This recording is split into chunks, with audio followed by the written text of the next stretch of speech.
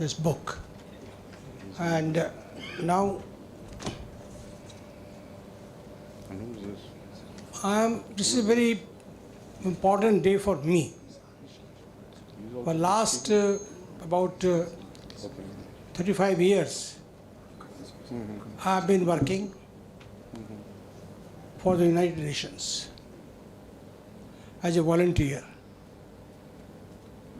And it was my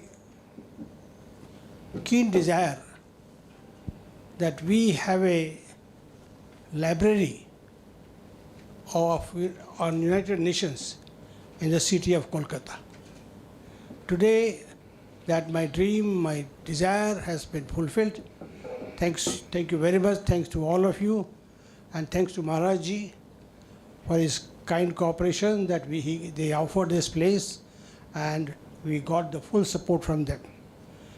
I think, Rahul, we have about more than 200 books with us. Yes.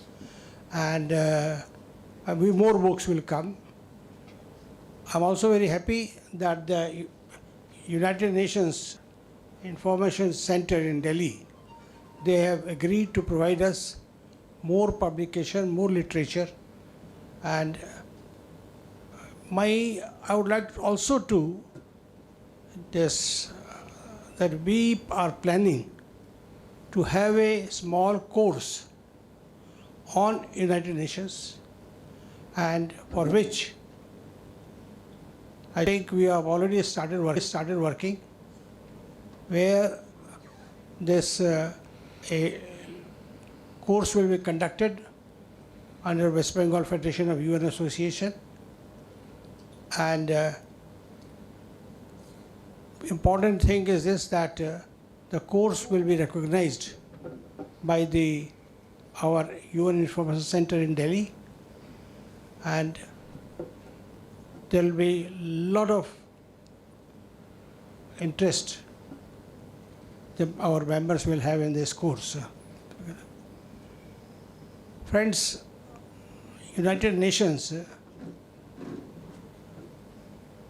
is, as far as the environment is concerned, I'm very sorry to say that the UN has failed to fulfill its commitments. And in the process, those commitments have not been fulfilled by the resourceful countries, and that's why the issue is still hanging. There also, I would also like to make an appeal to the resourceful countries to come forward and to fulfill their commitments. Here, India has been honest and tried to fulfill its commitment, and I think that can you please stand up, everyone, to welcome Maharaj?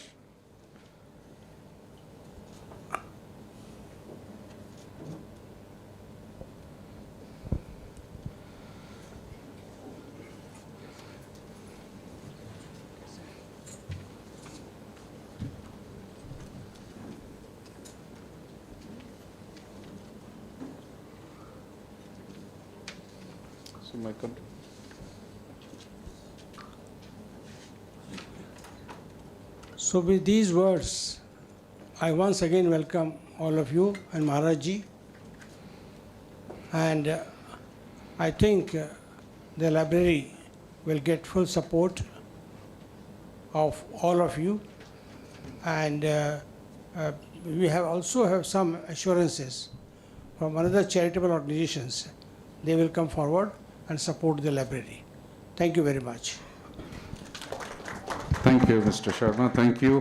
May I now request all our dignitaries present here to please light the lamp which is in front of you. I don't think you have to go around. You can just reach out to it.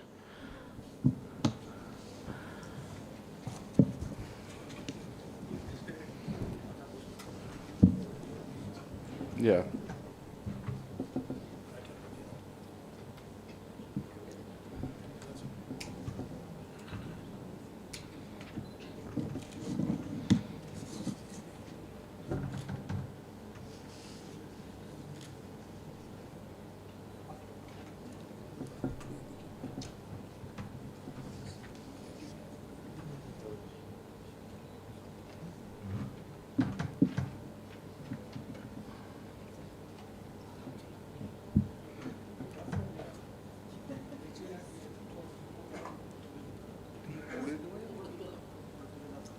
একটু তুলে দাও।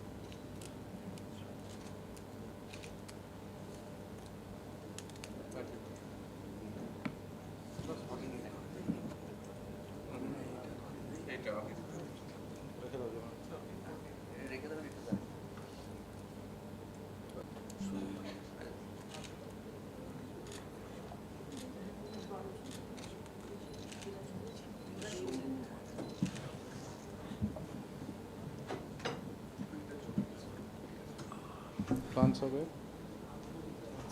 Yeah.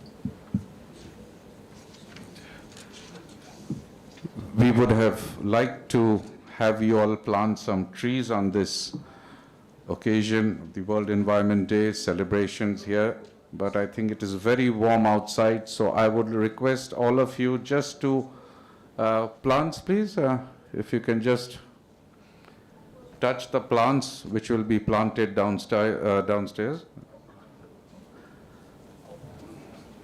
Yeah, you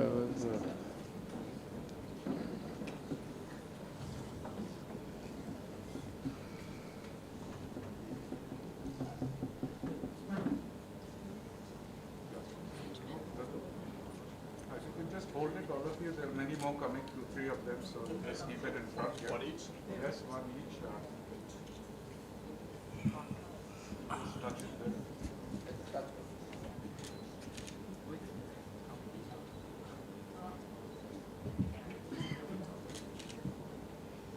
Sitaram ji, आप इसको पकड़ सकते हैं? hold this.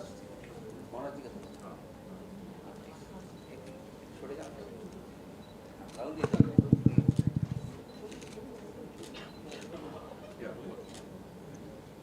May I also request our speakers also to join us on this occasion. Please come in, all of you. एक minute, please come up here in front. Devajit, come this side.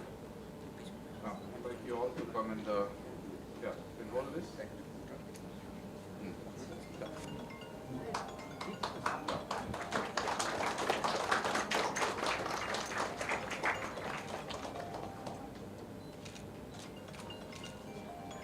One more person up. Please join us. Up आइए please, ma'am. Please join us. All the speakers. Ma'am, you also come in. Priyanka, please. आप इधर आ जाइए, ऊपर आ जाइए. Some आइए.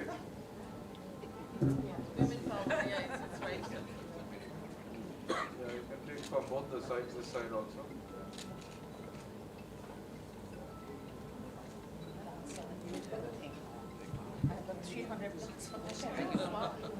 Thank you.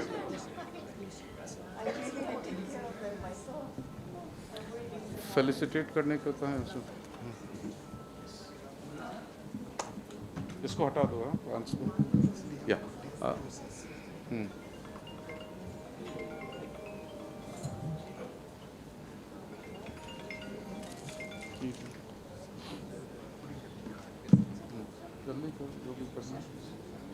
I would like to now felicitate all our guests today with Tika, and that will come tomorrow or today?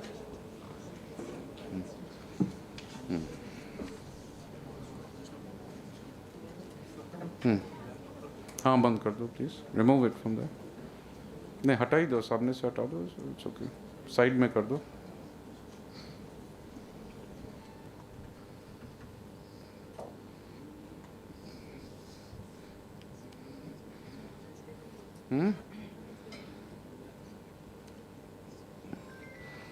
महाराज जी को देंगे, कौन देंगे इसको? हाँ दीजिए, आप दीजिए।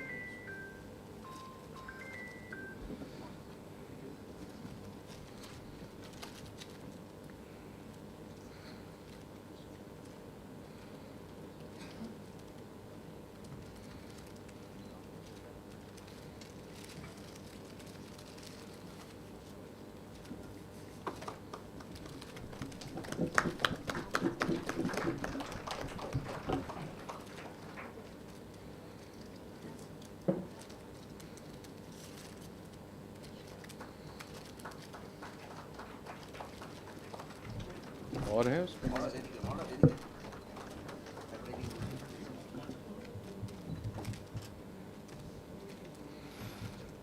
To all our speakers, please. हमको thank you.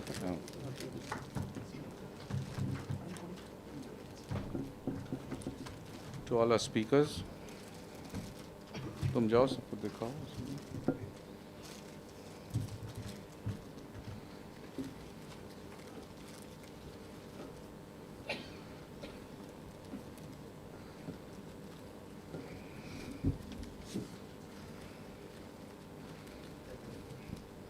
Okay, we're done.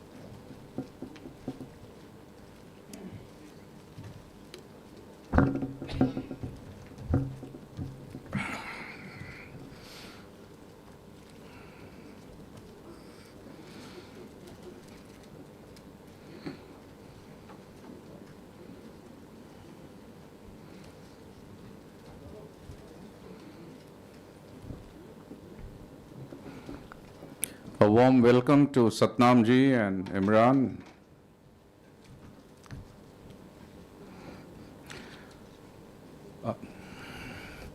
So, we start our afternoon program today. Revered Maharaj, distinguished dignitaries on the dais, eminent speakers, ladies and gentlemen, and my young friends who have assembled here today, braving the heat in this very hot afternoon for our program to celebrate, observe the World Environment Day 2023. Well, this year marks the 50th anniversary of World Environment Day after it was established by the United Nations Assembly in 1972. Over the past 5 decades, the day has grown to be one of the largest global platforms for environmental outreach. Today, tens of millions of people around the world are participating online and through in-person activities or events. The theme of the World Environment 2023 is Beat Plastic Pollution, with the focus on solutions to plastic waste. It is a reminder that people's action on plastic pollution matters for a healthy environment that supports all life forms. While plastic has many valuable uses, we have become addicted to plastic products with severe environmental, social, economic, and health consequences.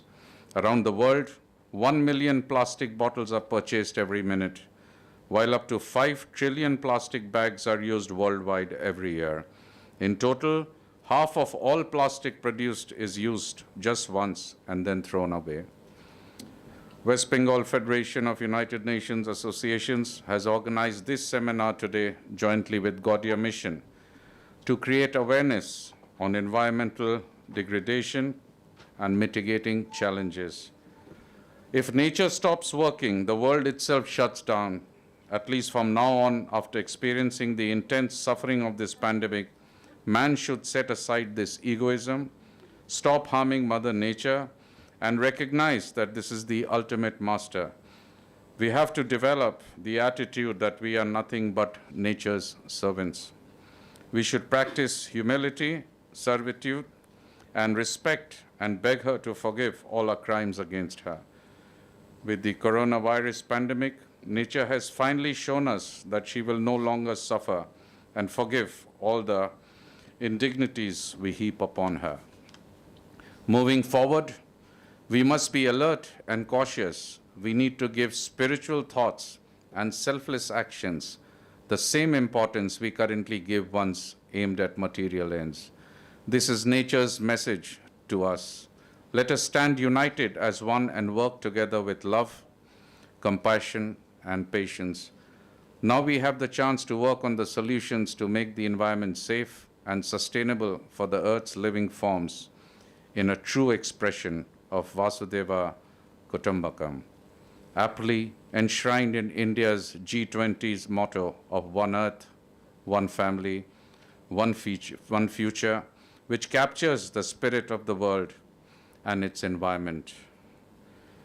Satyam Brihadritam Ugram Diksha Tapo Brahma Yagyaha Prithivim Daryanti Sa no Bhutasya Bhavasya Patnyuram Lokam Prithvi Na Krinatu.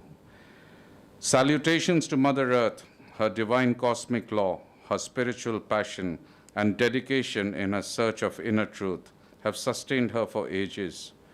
She is the mother who connects her past with her future. May she expand her inner life in this world towards the cosmic life through her purity and vastness. Thank you. We start our afternoon's program by our chief guest, Mr. Manfred Oster, the Consul General of the Federal Republic of Germany, who, besides being a diplomat, is also a great footballer, hiker, into scuba diving, golf, and from the age of 19, he has been visiting India and has been really loving the traditions and culture of our country. So most of the children here should be very inspired to have him here with us today. Excellency.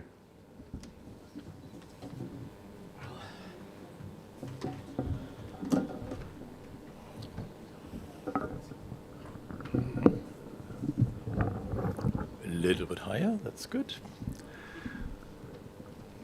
Maharaji, colleagues, ladies and gentlemen, I think, Mr. Varma, you did pretty good.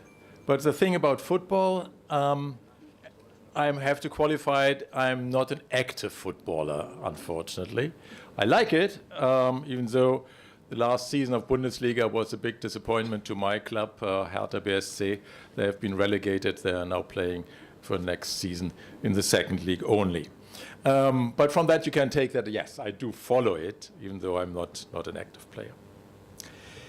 I think that the idea of the West Bengal Federation of United Nations Associations and the Gaudiya Mission to organize this event to mark World Environment Day and at the same time also co-hosting it with the establishment of the UN Peace Studies Library coming up underlines a very, very important fact, and I would like to congratulate you on the idea to combine the two. It is the fact that the environment degradation, the climate crisis in particular, are at the same time major threats to security and peace. UN Peace Studies and the Environment Day. Germany has put quite an emphasis on that nexus during our last UN Security Council membership, which was the period 2019 to 2021, where we put climate change and the climate crisis for the first time on the agenda of the UN Security Council. It is a crisis that will, or has at least the potential to render our planet, or at least large parts of our planet, uninhabitable. And the only start of that we see already starting with the small island nations in the Pacific and also parts of the Caribbean. They will be the first victims where their homelands are going to disappear. They simply will be flooded. So the people who are living there currently still will have to move. But that will only be the start of it. Disappearing livelihoods will create increasingly tension and violence. There will be conflict over water and other resources. And that, in turn, will probably lead to mass migrations as well. Because what should people do when they are not able to live where they do at this stage? If we want to tackle that problem, we do need the United Nations, and we need the international rules-based order that has been laid down in the UN Charter and in the whole body of international law. And here, Mr. Sharma, I dare to disagree with your assumption that the UN has failed. I don't think so. It is the body that came up with international agreements on the environment, dating back to when the ozone layer was first protected by cutting down on gases that were used then in refrigerators and ACs, that created the ozone, the hole in the ozone layer, in particular over Australia. And by doing so, back in the 1970s, I think it was, we managed to really address that problem and solving it, because that hole has been starting to close. The UN is also the body that came up with the UN Climate Change Convention, and is the one that is hosting, if you like, the International Panel on Climate Change, the scientific body that shows us where our behavior is leading us. I would also say that the fact that there have been massive violations of international law doesn't mean that we give up on it. Quite to the contrary, we have to strengthen that system of international law and the rules-based order, despite the fact that we see currently, for instance, a war of aggression by Russia against Ukraine. That is totally breach of international law, and still we are not giving up on it. We are also not deleting from our national penal codes provisions against murder just because there is murder still happening, right? We still want it to be punished. And it doesn't always deter it, but in many cases it does have a positive effect on that. So that is the one part that I wanted to address, namely in saying that there is this nexus between the environment that we have to protect and fight for and security, and that this fight should be based on an international rules-based order where we all, as equals, can work together. But we celebrate International or World Environment Day today. And I think we see also not only that we need to fight the climate change, but also the loss of biodiversity. Another example where the United Nations recently came up with a new framework, the Convention on Biodiversity that has been signed in Montreal earlier this year. Okay. And we just saw concerning plastics that we are all trying to get rid of, hopefully, that on plastics at least a mandate has now been agreed to start negotiations for a convention on how to tackle that problem. That is the very early start in international relations, when you only agree on the mandate, and from there onwards people are going to come together and do it. Okay, so as I said, nations can and should collectively ask. Maybe they're not acting as fast as they should. Perhaps they don't take measures as drastic as would be necessary. And in order to encourage them more for that, it needs us. It needs the grassroots. It needs you, me, everyone here. Each and every us can contribute. First of all, by reminding, at least in democracies, as we have them in India and in my part of the world, to remind politicians of their responsibility and what they should do in going forward. And we have the opportunity, luckily living in democracies, where we can tell them very straight and strict, and that sometimes does have an effect. But we also have to look closer at ourselves in that. Times of India, for instance, today launched this pledge to a kind of a campaign to unplastic India today. So you are They asked all of us to take a pledge. What are we going to do over the next 3 weeks or so in that? That is another way where we can take up such an initiative and do it. The Honorable Prime Minister has launched the Lifestyle for the Environment, the LIFE campaign. That is something that is in particular addressing the so-called global north, the developed world, the industrialized world, because we, first of all, are living beyond our means. But also here, we see that. We all can and should change our lifestyle in small things. So when we started talking about plastic, you might have noticed I tried to emphasize my bottle that I brought along, right? So we can do that. It is a little bit worn, has some dents, but it still does the purpose, it serves the purpose. That's one possibility. Single-use plastics, you rightly mentioned that. The plastic bags that have been banned almost a year ago in Kolkata, we still see them popping up in the markets. And why is that? It is because of us, not so much about the merchants. Because the merchants tell us, I tried, but then the customers come and say, well, I have nothing to carry it. You have to give it to me. If I say as a merchant, no, it's illegal, I don't do it, then they turn around and go to the next. And there they get it. So it is us. We have to work on it. And it probably should also be, back to the political side of events, to cut it at the end of pipe. Not at the end of the pipe, actually, at the beginning of the whole thing, of the production.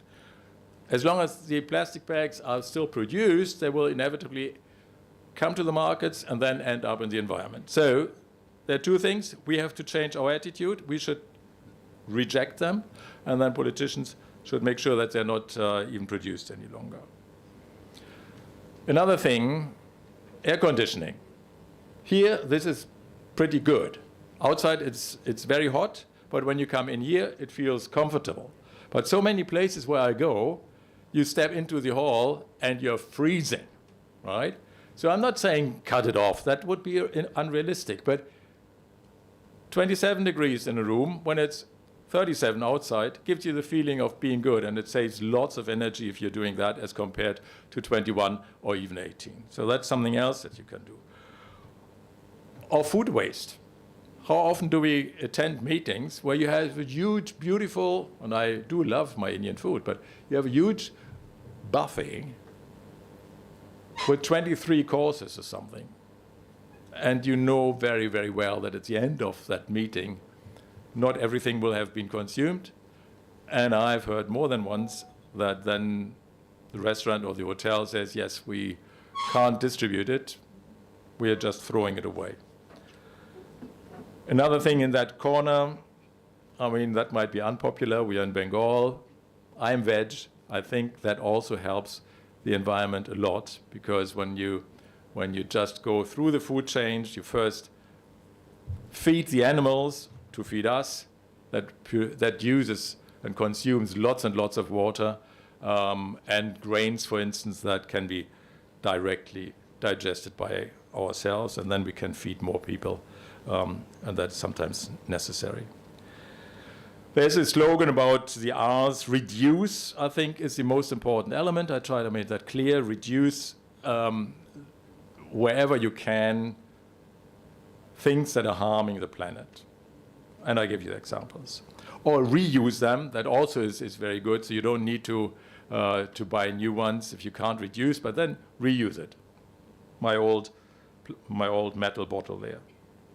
And then comes upcycling, not recycling yet, but upcycling first. So you can use materials, put them back together in a different form, and there are quite a few companies, should I say, who do exactly that, who take elements, put them back together for something new that can then be produced and sold on the markets. And then the next one, which is still good but not that good, is recycling, because you have to break down the material, you have to crush it, you have to use more energy again to put it into the material, you have to reheat it and all that to put it back into something. But it's still good enough to keep it in the cycle economy.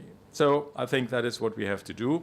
And another small example, we also, as a Consulate General of Germany, we were active this morning. We had e-waste and clothes drive. There are organizations in the city who are doing that. So they came over and we basically filled the lorry with all old e-waste for us.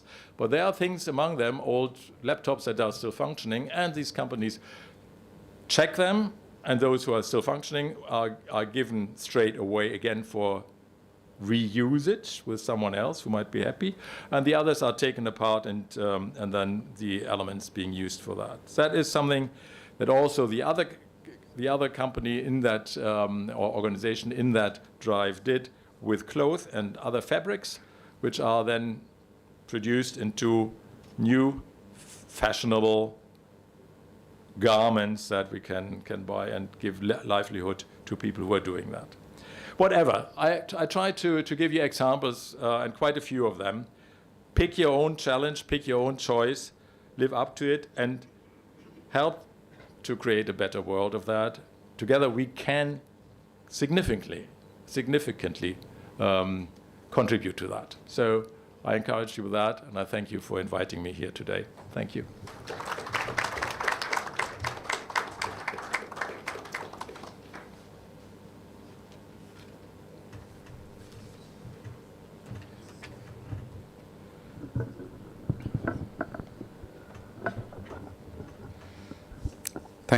Thank you, Excellency, for enlightening us there once again and giving an example of actually carrying that bottle with you.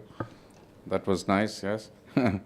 May I now request Mr. Rowan Ainsworth, the Consul General of Australia, to address us, please.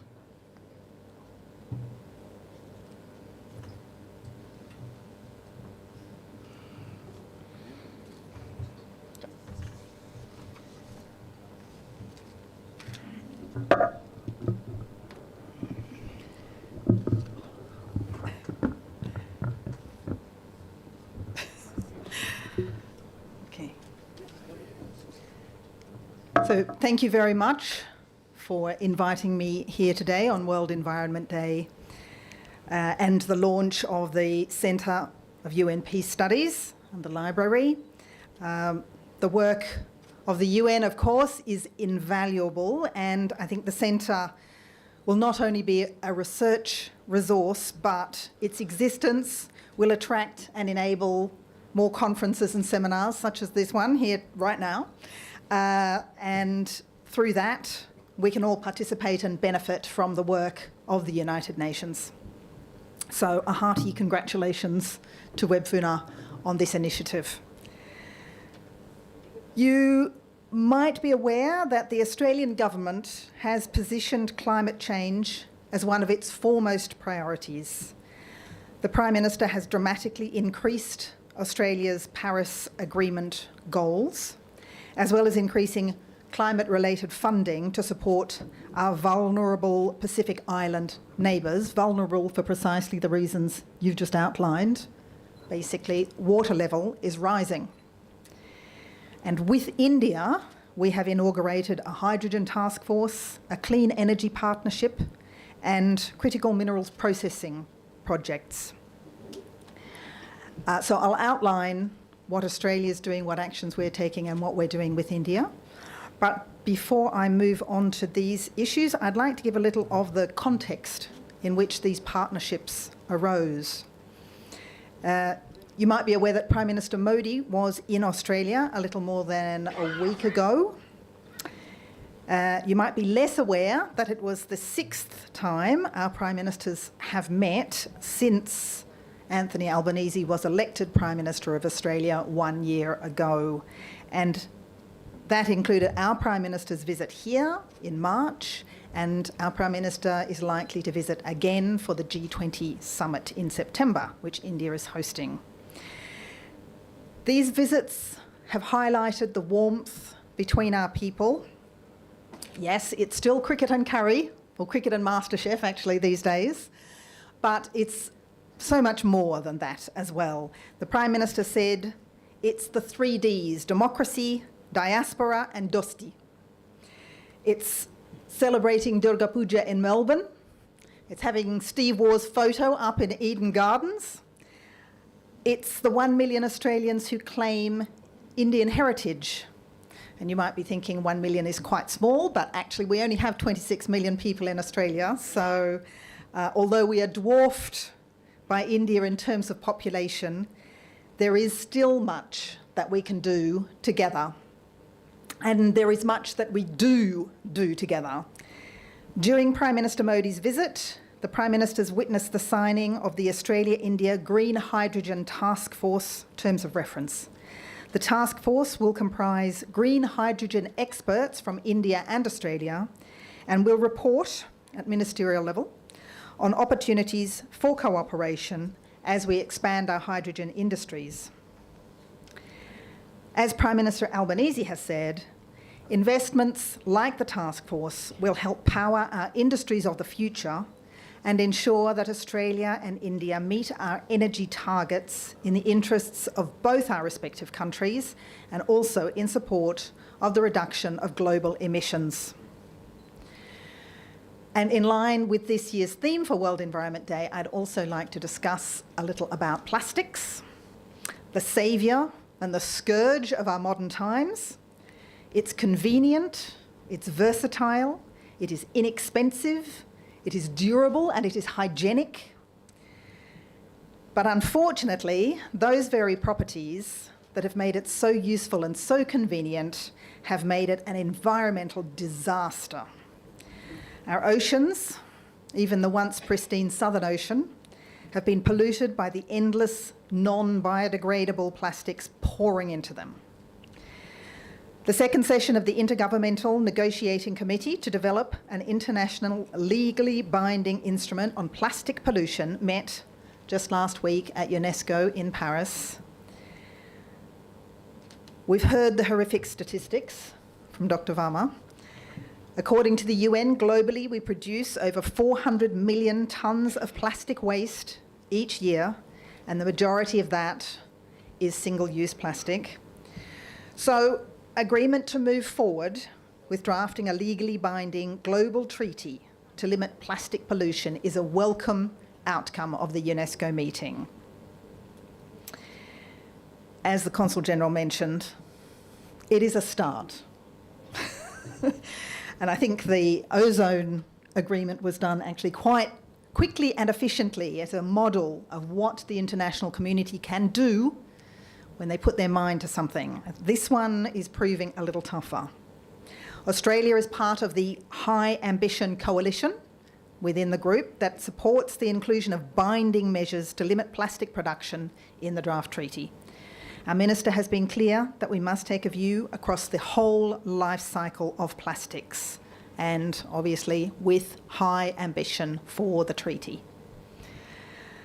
And I have to say, yes, that plastic pollution does include the 500 billion plastic bottles a year, or about 1 million per minute that we use. I have banned these at the consulate. We still have some left that we haven't used yet, so we've put them in the cars, but we need to find solutions for that as well. And it's interesting because despite that ban, I found 2 large plastic bottles of water in the kitchen at the consulate just today, and I said, where did these come from? Oh, yes, for the opening we needed to give water to people. I said, but we don't use those plastic bottles. Ah, well, I had no choice, was the answer. I had no choice. Yes, you do have a choice, and this is the thing. It's difficult. Plastic is so convenient. It's not the easy decision to say no to plastic, to have your own fabulous West Bengali jute bags instead of plastic bags. You've got to make a decision and make the effort to do that, but you get the reward. In Australia, our National Science Agency, the Commonwealth Scientific and Industrial Research Organisation, known as the CSIRO, works with governments, industry, universities and communities to solve these types of challenges. The CSIRO adopts a missions approach to its work, which involves large-scale, multidisciplinary research, and ending plastic waste is one of the CSIRO's missions. It aims to achieve an 80% reduction in plastic waste entering Australia's environment by 2030, and it also supports broader Australian government targets, including 100% of packaging being reusable, recyclable or compostable by 2025. But achieving this target will be no small feat. It requires a change of mindset. Australia consumes 3 to 4 million tonnes of plastic every year. And regrettably, just like here and in other nations around the world, much of that plastic ends up in landfill or leaks into our environment and our waterways. By way of example, just over 30% of the primary material in plastic bottles is recycled. Only 30%. We can do better. The CSIRO's Ending Plastic Waste mission is driving Australia's efforts to develop a circular economy for plastics that will transform how plastic is made, used, recycled and disposed of. Currently, research activities span the circular economy supply chain and are in 3 pillars. Focusing on reducing the production of or the need for plastics and the need for plastics. For example, the CSIRO is leveraging its expertise in natural fibres and textiles to, over time, improve the sustainability of the textile sector and remove plastics. And again, plastics are cheaper, plastics are easier, but they're there forever. Natural textiles, natural fibres in textiles, albeit more expensive to produce, more resource intensive at the start, can be recycled and are completely biodegradable. And as I mentioned, the CSIRO's work on plastic packaging is intended to support packaging to be 100% recyclable. Second pillar, they're looking to mitigate the impact of plastic entering the environment or waterways, working with industry and other researchers to transform how plastic wastes are detected and collected and how quickly they degrade into those microplastics that are then impossible to remove. Thirdly, connecting Australian SMEs to waste producers or collectors to divert waste from landfill and move it to recycling. And supporting these SMEs to develop technologies to convert the waste into value-added products, upcycling and recycling, and creating new markets for these recycled products. So that's what we're doing. But India and Australia are facing the plastics challenge together as well. As ending plastic waste is a global problem, it makes sense for Australian and Indian governments and industries and startups and researchers to work together to achieve a zero plastic waste economy. Pollution does not have borders, plastics don't have a passport, and local and global capacities to absorb more plastic are definitely finite. Through the CSIRO, the Australian government is working to support India's plastic waste ambitions. The Indo-Pacific Ocean Initiative, or IPOI, which was announced by Prime Minister Modi at the East Asian Summit in 2019, is one area where we're working together. Under the IPOI, my ministry has funded 8 joint Australia-India grant projects, which included, for example, researching risks and offering mitigation strategies to the issue of microplastics pollution from ports and shipping activities. And that work was carried out by the universities of Mumbai and Tasmania. A seminar, roundtables and a report on Indo-Pacific marine waste challenges and solutions, with a particular focus on creating awareness to prevent marine litter and plastic pollution in the ecosystem. And thirdly, I'd like to mention a report on floating microplastics in the northern Indian Ocean, and that involves both the University of Western Australia and the Indian National Centre for Ocean Information Services. The Australian and Indian governments share the desire to drive a plastics circular economy. Both recognise there are economic opportunities there in sustainable management of plastic wastes, in addition to the environmental benefits. And to this end, in June 2020, our countries launched the India-Australia Industry and Research Collaboration for Reducing Plastic Waste, a multi-year initiative involving researchers from Australian and Indian universities including India's Council of Scientific and Industrial Research, the CSIR, equivalent of our CSIRO, and the Energy and Resources Institute, or TERI. You're probably aware of that one. This partnership will support the development of a circular economy roadmap for plastic wastes in India. Work under the initial phase of the partnership has focused on understanding the size of the problem and the opportunity. Assessments have identified the main supply chains and material flows for these types of plastics produced in India, i.e.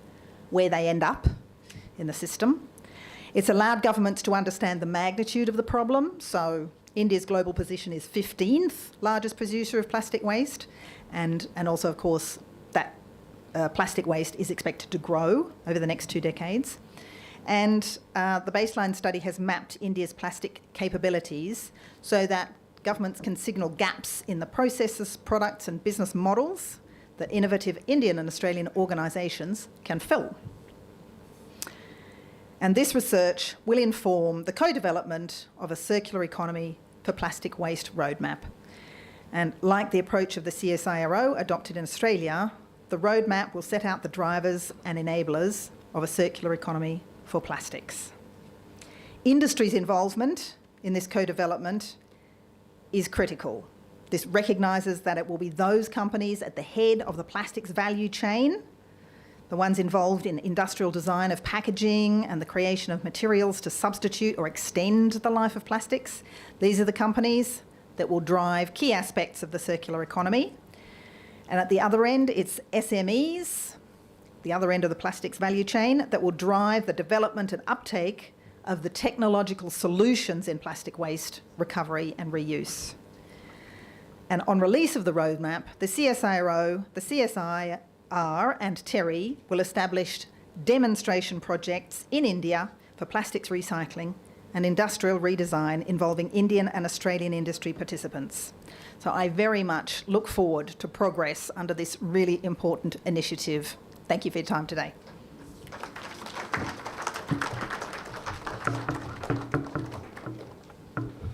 Thank you, Excellency. Thank you for the deliverance there. May I now request our Srimad Bhakti Sundar Sannyasi Goswami Maharaj Ji, Acharya and President of Gaudiya Mission, to address us.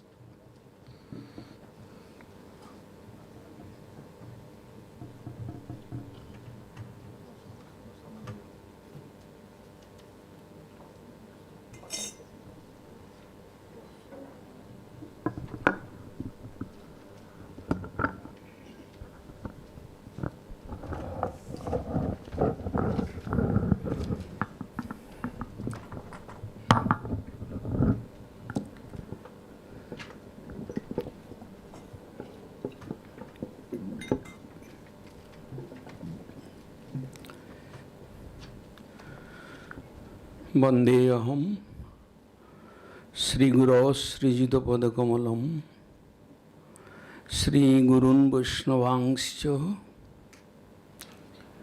श्रीरूपं साग्रजातं सहगण रघुनाथान्वितं तं सजीवं साद्वैतं सावधूतं परिजनसहितं कृष्णचैतन्यदेवं श्री राधा कृष्ण पादान सहगण ललिता श्री विशाखान्वितांश्च वंशाकल्पतरुभ्यश्च कृपा सिन्धुभ्येव च पतितानां पावनेभ्यो वैष्णवेभ्यो नमो नमः. So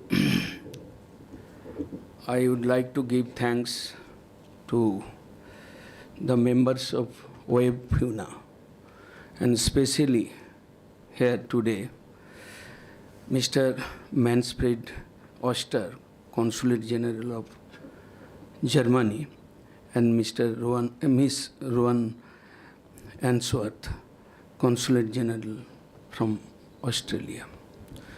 So I am very pleased to hear with you all, and we are discussing something regarding environmental degradation. So I believe it is a serious problem of this modern day and totally undesirable. And the problem is increasing day by day, creating so many troubles towards the human society. Environmental degradation is the deterioration of the environment through spoiling the resources like air, like earth, water. According to the Vedic Shastra, we know the whole universe is made of 5 gross elements, that is earth, fire, water, air, and ether. And spiritually, it is described in our Shastra, these 5 gross elements made of everything here in this mundane world. So, the Vedic scripture also indicates that the whole creation is coming from Almighty. And the creation is coming from Lord. Lord is creating all the universe, all the planets, and there is millions of millions planets. And the problem everywhere we can see, not only in India, in every country you can see, the great problem. Nature is coming from Almighty, and we are from Vaishnava sect. According to the Vaishnavism, we do respect everything in this material world. We do pranam, we do salute to the earth every day. When we wake up from our bed, we do pranam, we do salute to Mother Earth, because all is coming, all belongs to Lord, the Almighty. So, our respect to everything in this creation, and it is one of the great things. You cannot do any harmful activities when you are doing salute to all these things material, and when you are giving respect to everybody, every animal, every living entity. So this type of respect, this type of honor prevent us to do some harmful activities to the nature. And I know, I believe that the human being, they are doing harmful activities to the nature. We love nature, but outwardly. We are using the nature, we are using the plants, we are using the animals for our sense gratification. It is true. And when, due to our selfishness, we are doing harmful activities to all these things, we are spoiling the environment. The environmental degradation is coming from us. We are the main culprit, we can say. We are the main culprit. We are talking about environmental degradation. We are discussing. We are trying to get rid from this environmental degradation. But the actual process, according to our Shastra, Vedic Shastra, you love, you give affection to everything in this creation. In the whole material world, we think it is the gross body of Lord Almighty. So, if you think in that way, the respect, love, affection will come properly. And then only you can serve nature. And the modern science is every day, they are doing research. In my school life, I was a student of science, and when I was reading chemistry, I saw the formula of water, H2O, hydrogen 2% and 1% oxygen. If we mix the water formula, this is the education system was teaching to us. But the education system cannot explain the spiritual value of water, spiritual value of earth, spiritual value of air. They cannot. The modern science cannot explain. Our founder Acharya Bhakti Siddhanta Saraswati Goswami Prabhupad used to say, Mr. Alfred Nobel, while inventing dynamites, have made some work of man easier. But for the living being, he became the father of all destruction. Our founder Acharya used to say. So man has become creator, and man is going to destroy the creation, nature. So I think we have to come in touch with spiritualism little bit. If we come in touch with spiritualism, which is the main wealth of India, strength of India.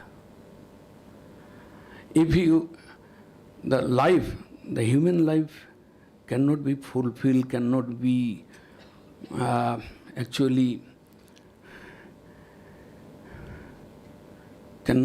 human life will come to use for everybody if it come in touch with spiritualism. Srimad Bhagavad Gita says,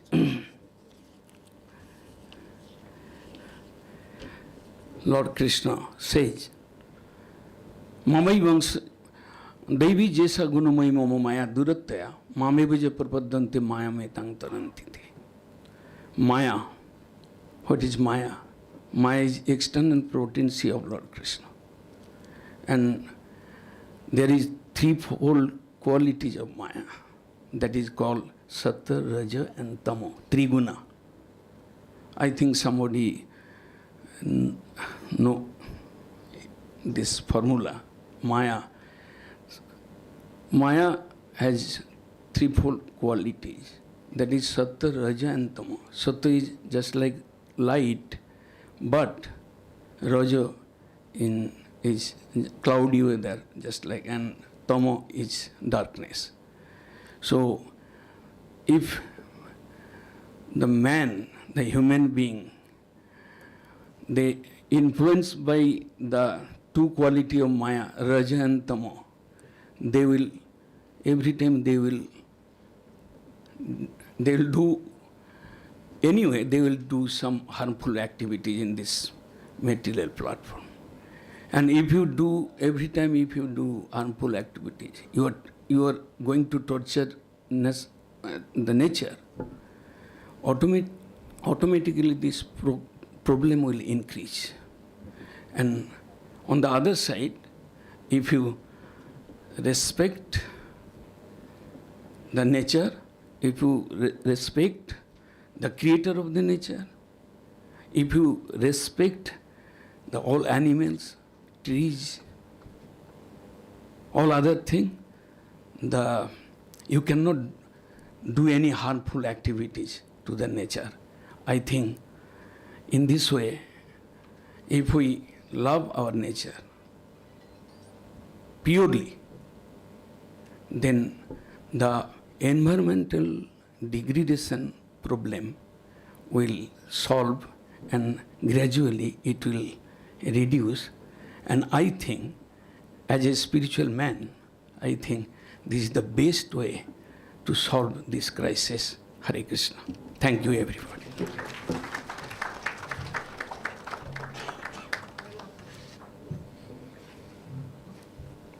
Thank you so much, Maharaj. Thank you so much for those words. May I now request Dr. Debanjan Chakrabarti, who's the Director of British Council, East and Northeast India, to address us.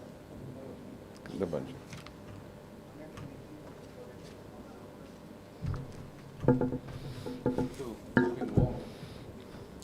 Thank you very much.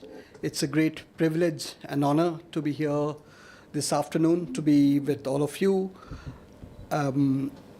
honorable dignitaries on the dais, my colleagues from the Diplomatic and Cultural Fraternity of Kolkata. Big thanks first to Gaudiya Mission and Webphona for inviting me here, Dr. Verma, who is a great friend of mine as well, to have me over here. I work for the British Council. I lead the British Council's work in East and Northeast India. The British Council, as some of you may know, is the UK government's education and cultural organization. Climate change, of which environmental degradation is a part and parcel, cuts across all our work in higher education, in research, in culture, and in English language as well. There are kind of three aspects to how we are approaching this. The first bit is, of course, bringing UK's world-leading expertise in dealing with climate change, both in the research level and also from the education side of higher education.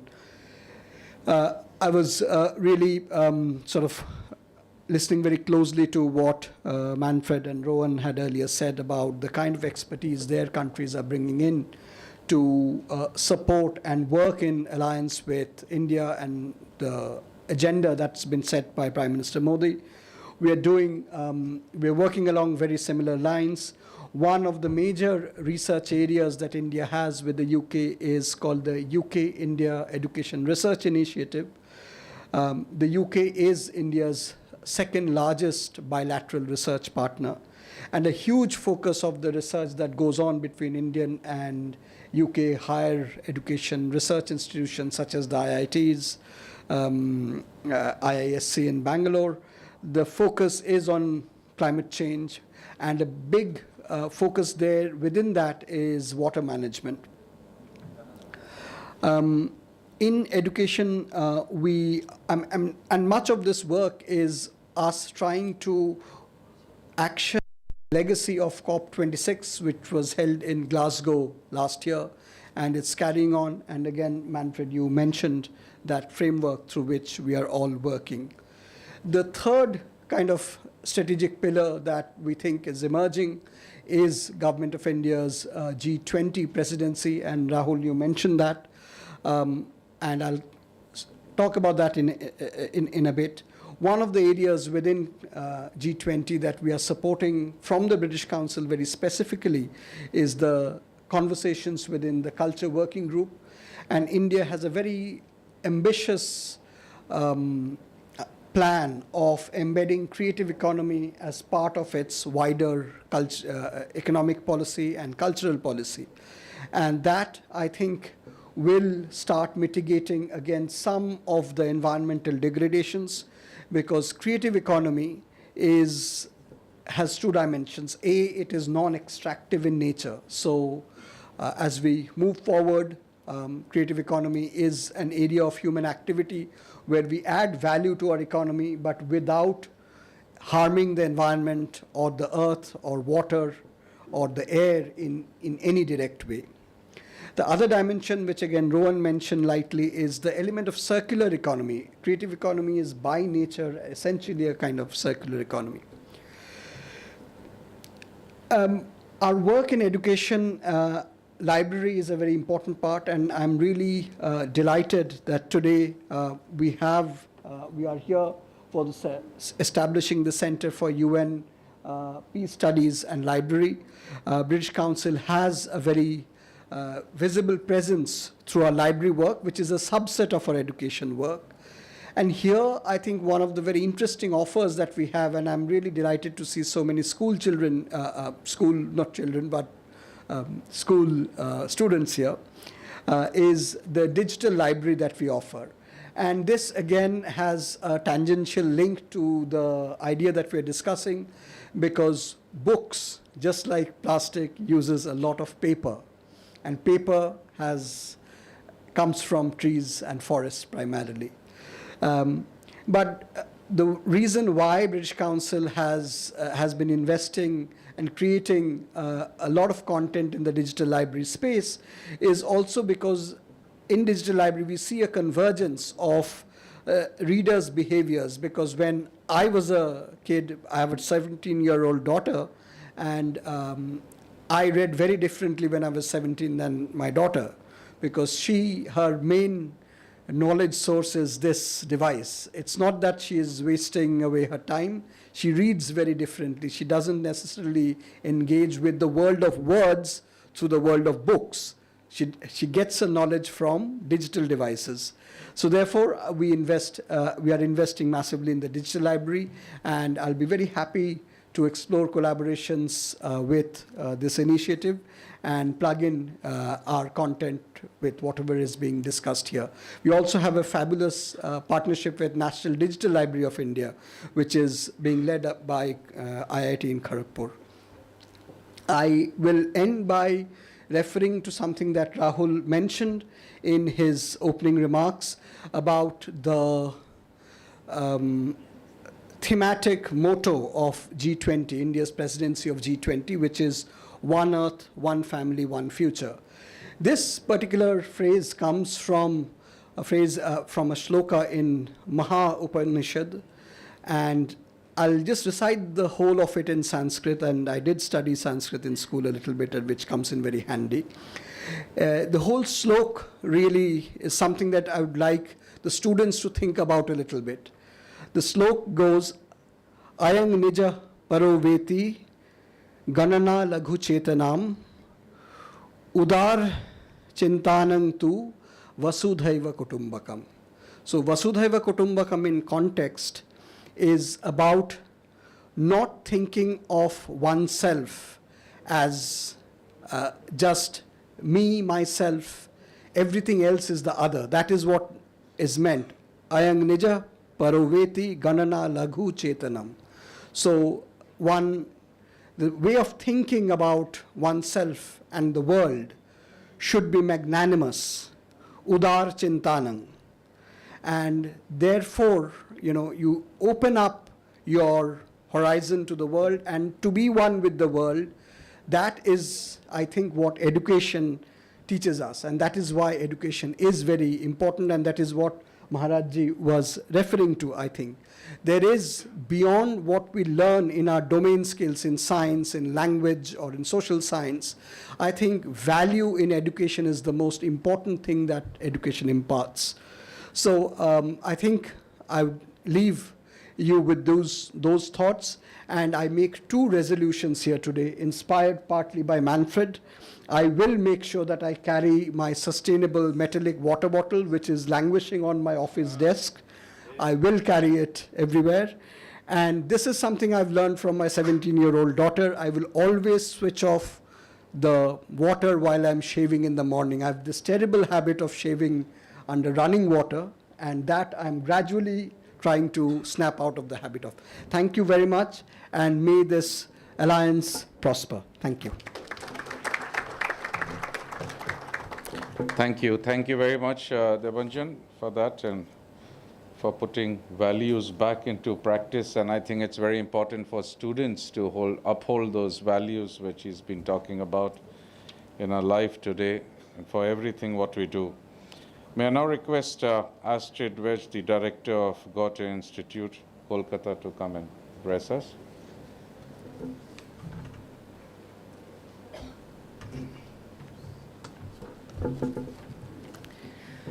Good afternoon, and thank you so much to the West Bengal Federation of United Nations Associations and Gaudiya Mission to inviting me here on the occasion of the World Environment Day. I think my four speakers already defined very well what are the challenges, but also introduced some approaches to solutions. And I would like to say that Goethe Institute, which is the official cultural institute of Germany, also is committed to contributing to sustainability. And I would actually like to connect to what Debanjan just mentioned. Cultural exchange as well as language and educational programs can open new perspectives on sustainability. So education and cultural exchange is very important. Goethe Institute's commitment to the topic of sustainability focuses on the United Nations goals for achieving sustainable development. In our worldwide network and work, we address diverse issues and solutions to bringing together communities, experts, civil society members, cultural producers, and institutions. And this is actually our main asset. We are active in 98 countries, and we have a large network of different communities and experts, and I think this is what we can really work on. So, this is what Goethe Institute worldwide tries to do, but let me highlight some of the, well, let's say, smaller baby steps we try to do at Goethe Institute Calcutta. We are committed to these goals, and let me give you some examples. So one of the Sustainable Development Goals established by the United Nations is to make cities and human settlements inclusive, safe, resilient, and sustainable. In 2022, we had a huge program together with a UNIC cluster, which is the European Cultural Institutes, which was called Towards a Better Tomorrow, initiated by the European Spaces of Culture by UNIC Brussels. And it was focusing on aspects of climate change, sustainability, heritage, and communities. And we invited artists and communities to come together and to share and co-create solutions for the future of Calcutta's sustainable development. And one of the major issues was, of course, climate change, with a special focus on the Sundarbans and the wetlands, which are very important ecosystems for Calcutta. Our focus was on recycling and on recycling of fabric and fashion, which is one of the major polluters actually worldwide on the carbon footprint, and also water pollution. And also mobility and air pollution were one of the issues we addressed. And we did this not for nothing together with our European and Indian colleagues. So I think only together we can promote and get forward towards a more sustainable future and present. We also cooperate with large Indian institutional partners like the Indian Museum. So we just finished a large exhibition called Critical Zone. And Critical Zone is the thin layer around the planet Earth, which is very much impacted by the human activities, and unfortunately, most of the time, not much in a very positive way. So this exhibition, which was in one of the most popular museums, one of the most renowned museums in Calcutta and in India and in South Asia, reached out to a lot of people and raised awareness of the vulnerability of our planet and how we can actually define a different understanding of living together between human beings and the planet we live on, the nature, animals, plants, everything. And actually, we are part of this environment. It is not apart from us. these are two examples of awareness-raising activities in our cultural program, but we also have other more hands-on activities, and they focus on what was already mentioned, some of the R's, so repair, reduce, and recycle. Goethe Institute initiated a repair cafe in Calcutta, actually the first repair cafe in Calcutta, which is part of our regular monthly program. So once in a month on a Saturday afternoon, we invite repair experts, our students, staff, course participants, visitors, anybody who's interested to come, to bring their items and get them repaired, but also learn how to repair. And this, of course, the idea behind that is to not throw away and waste, produce waste, but reuse things, get them repaired, and actually reduce waste in this way of doing that. And also change our consumerist approach to reality, basically. Another activity which we are starting now in a few days, basically, is the Library of Things. This is in the idea of reducing and sharing. It's an innovative, economical, and environment-friendly project for the members of our library, and I'm so glad that we are also inaugurating the library. We have a very beautiful library at Goethe Institute here on 2 levels, and the idea is of this Library of Things to expand the idea of a library, so not only share books and media and films, which is very important, but also more practical items which you use from time to time, but you need not possess, like toolboxes, speakers, portable tents, a binocular, telescopes, sewing machines. So you can come, you can borrow it, you can use it, and you bring it back. So again here, the idea is to share and to reduce consumption through collective sharing. And actually, this is a result of today's e-waste drive, which Manfred Auster just mentioned earlier on. From August on, we will actually become a permanent e-waste collecting point. So the initiative, the NGO came, we gave them what we collected over the last weeks. And well, we decided that we can become one of the e-waste collecting points. So whenever you have something, please, from August on, you can come to Goethe Institute, and then it will be ensured that the waste is also dealt in a way that the toxics are not going to the ground and that it is recycled. So here we have recycling. We also try on a more institutional infrastructural level to become more sustainable, not only talk about it, but actually also live it. So we have had an extensive feasibility study last year, and some initiatives could be started. So we are single-use plastic free. I must admit, sometimes I also find some bottles, but actually almost not anymore. So single-use plastic free, this is one of the guidelines of Goethe Institute, and you will not find, at least not in the official programs, any plastic bottles on the tables or plastic glasses or so on. We also created green space within the Institute's premises, and we also try to reduce our infrastructural carbon footprint exactly by reducing not reducing, actually making the temperature of ACs a little higher. And another plan we have is, since water shortage is also one of the big issues, to have actually rainwater harvesting. We are just negotiating with our landlord at the moment to do that. These are some of the measures, and one could say it's baby steps, but I think we all have to start and do things, and all of us together, collectively, we can change things. So I'm very happy to say that please come to our repair cafe. Please, if you have e-waste, you can drop it at Goethe Institute, and you can also come to our Library of Things and borrow things. So let's reuse, reshare, recycle, and together come to a better future and present. Thank you so much.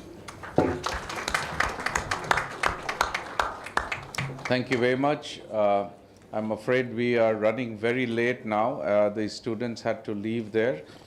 So there is one thing I would request all our speakers here, that please do send me your write-up, which I will be putting up in our journal here, and which will be widely circulated not only here, but all over the world in our journal, which we circulate there. So that is one. I would now request, I think the students had to leave because they had to catch a train there and they were running out of time. May I request Karuna Singh, the Regional Director of Asia Earth Day Network, who's done a lot of work in the environmental sphere, to address us, please. Namaskar. Thank you so much for inviting me to be here. It's my pleasure. And as per his request, I'm going to limit my remarks to just 5 minutes. I'm with Earth Day Network, an organization that grew out of the first Earth Day on 22nd April 1970. And today, 53 years later, we engage with over 50,000 organizations in some 190 countries to take the environmental movement forward. There's a theme for Earth Day every year, and this year's theme is Invest in Our Planet. And that calls upon everyone, a partnership for Earth, where all of us will benefit by any investment anyone makes in the planet. While Vasudhaiva Kutumbakam talks about one planet, one Earth, and one family, let us not forget that when we do that, when we care for others, we care for ourselves, because if you just go into space and look at the planet, it is really a very fragile, infinite ball, and not the countries or the cities and all that we restrict our thoughts to. So I'm going in India for Earth Day Network. We focus on a few major initiatives. One is to grow the green canopy, end plastic pollution, waste management, extending the green economy, climate education, mandating that, restoring our earth, and also on fashion, sustainable fashion, and on renewable energies. So these are the things that we particularly focus on. But I'm going to move my thoughts away from a country to a global sphere and talk about women and how women get affected by all this plastic pollution that there's no doubt about that is happening. So the first thing is that there was a UN EP report in 2021 that specified that women have unequal exposure to plastic pollution. And this is because they carry the burden of household responsibilities, and that's why they come more in touch with things like the toxic additives that are put into chemicals for washing things, etc. Second thing is that cosmetics and hygiene products, these often have a lot of plastic, and women use these, and some Western nations have banned the addition of these, but most countries, such as ours, have not. Thirdly, in areas where gender roles are still unequal, women are often pushed out of more economically stable jobs and safer jobs, and leaving only positions in the informal sector which has no regulations, job security, or safety measures. In the same year, 2021, there was a study done by the Heinrich Boll Stiftung, which was released actually on Earth Day. And it says that biologically, women are more likely to be adversely affected by the toxins in plastic.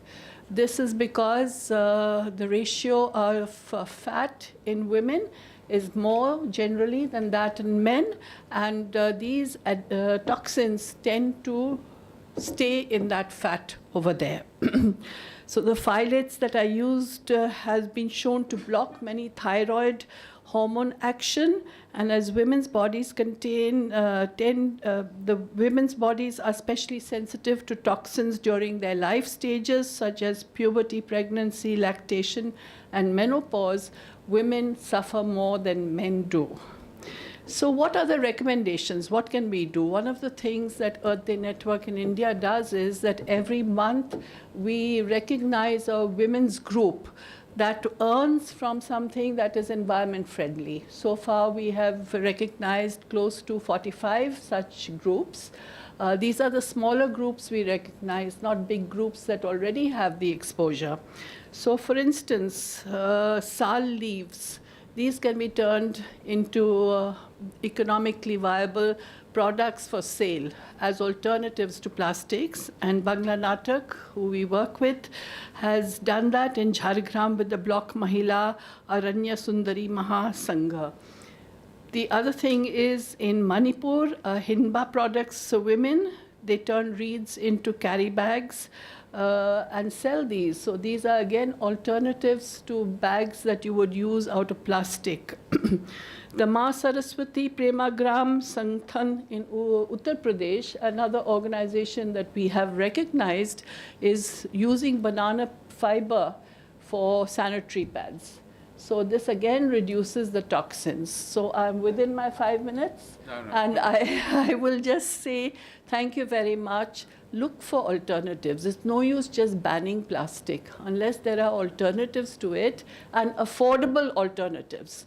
Nothing's going to happen. Like we did try to go to the sweet shops in Calcutta and say that why don't you go back to the regular bhars, the clay pots that you use for your mishti.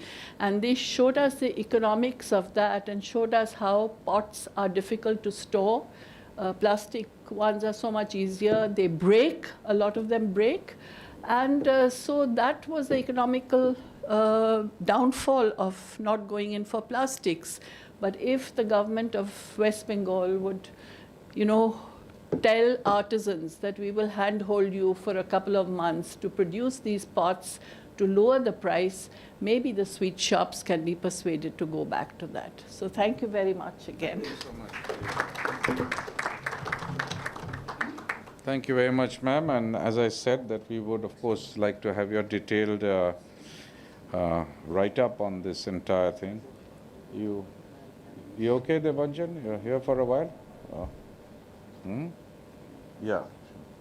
So may I request Mr. Saurav Das Patnaik, Managing Director of Swachh Environment Limited, to please come in. Say a few words. Yeah. So I think His Excellency, the German Consul General, is leaving. There was a gift packet for him here, which we would like to. It's already given there. Yeah. It's in the car. Well, thank you very much for that. Pleasure having you here. Sorry, I have to run to another event also on World Environment Day, and so I hope you Thank you forgive so me much. for that. But Thank you so much for coming. Sanjay ko bolo, uske hai kuch? Forget it, well, there's no time for it. Is anyone seeing him off? Who?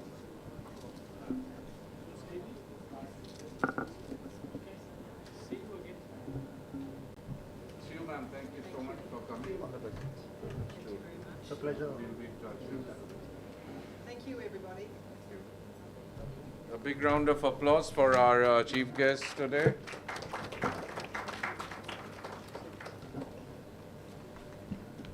So, thank you for inviting us to discuss and exchange some of the thoughts. I had a lot of learnings from the honorable esteemed speakers and the important dignitaries. I know the time is scarce at this point of time as we go along in the last stretch, but happy Environment Day to each one of you from the core of our heart.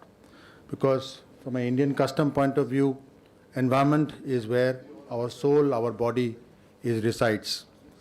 I come from the water sector, and we are responsible for providing drinking water, clean drinking water, to the population where we serve, both in Delhi and other parts of India. Few examples of water. If to get water in your house, how much of energy we spend, how much of power we have to spend. Almost 35% of the cost of water which is residing in your house, which is coming through your taps, is due to the power which has to be generated by either by the fossil fuels or by the alternate methods. Suppose rupees 10 is the unit cost of power. Almost 3 rupees is spent on the power cost for water.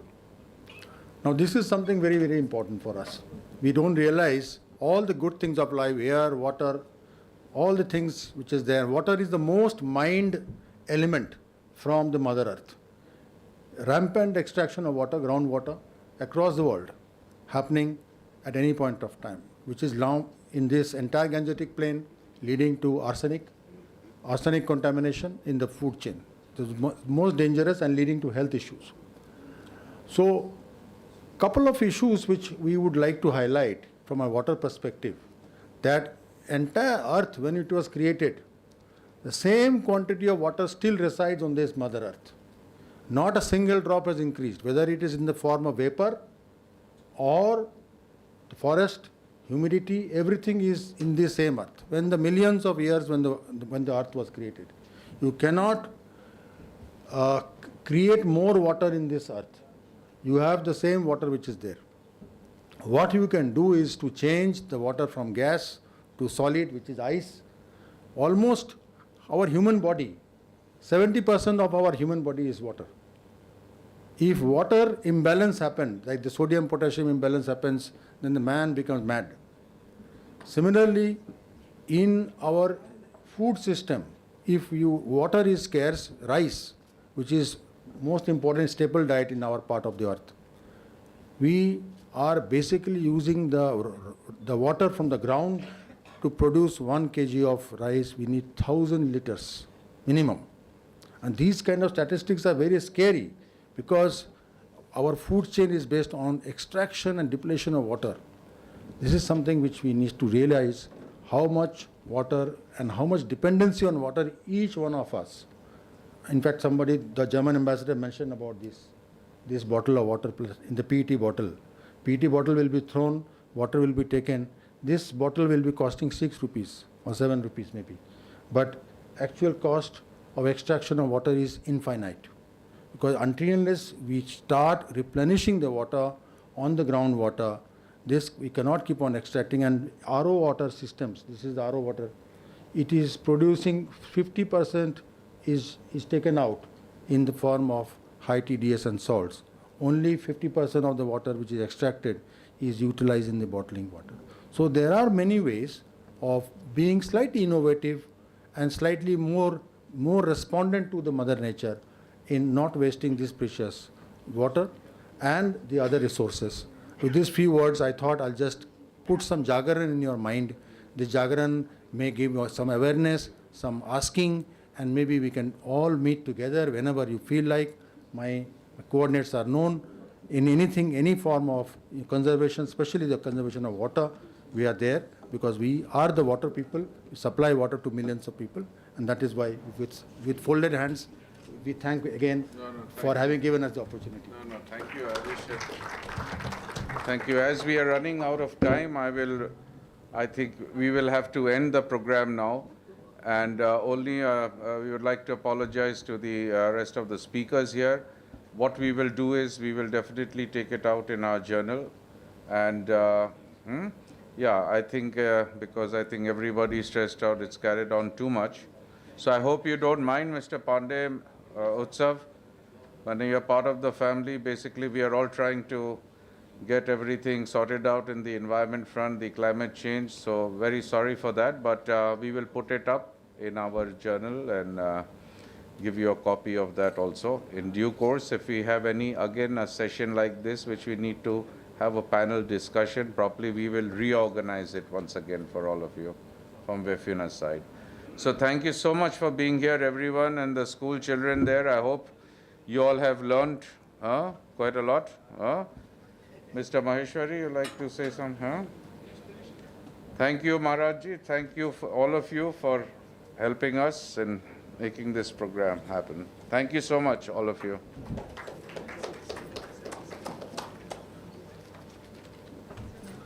Mr. Patnaik, may I request you to join us for tea, please? Tea and snacks, please. Yeah. Must be very tired, and I think we need to refuel ourselves.